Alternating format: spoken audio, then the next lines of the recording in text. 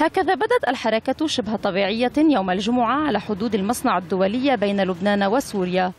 هدوء كان قد سبقته عاصفة نزوح قبل يوم هنا، حيث دخل 10,000 نازح سوري إلى لبنان على الأقل، إلا أن أرقاما رسمية لم تصدر بعد.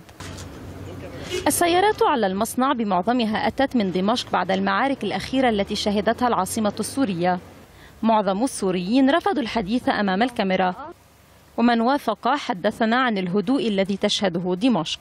لا كثير منيح الحمد لله. من دمشق جايين؟ ايه. شو كيف الأوضاع هون؟ منيحة الحمد لله. ليش جايين لهون؟ جاي أولادي هون عم يشتغلوا. ما في شيء؟ جايين الجمعة لأنه يعني ليش جايين يوم لهون؟ ويكند. ايه؟ هيك زيارة. هذا أمام الكاميرا، أما خلفها فحدثنا النازحون عن صعوبة الأوضاع في دمشق وعن خوفهم من المجهول في لبنان.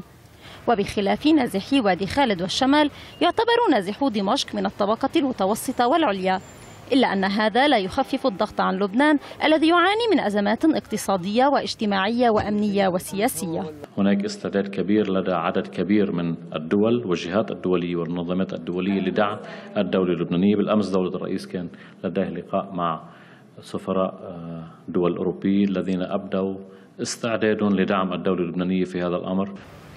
وعلى الرغم من المساعدات الدولية التي قد تتلقاها الحكومة اللبنانية، يرى الناشطون في الجمعيات الحقوقية أن هذا لا يكفي لاحتواء الأزمة.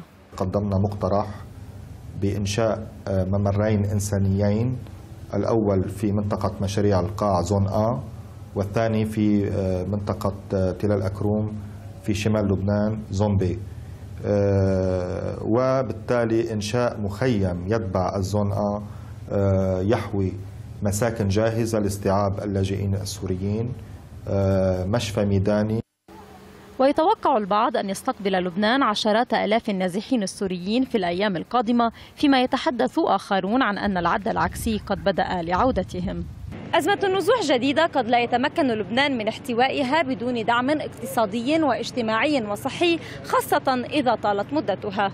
من حدود المصنع، غنوة يتيم، العربية.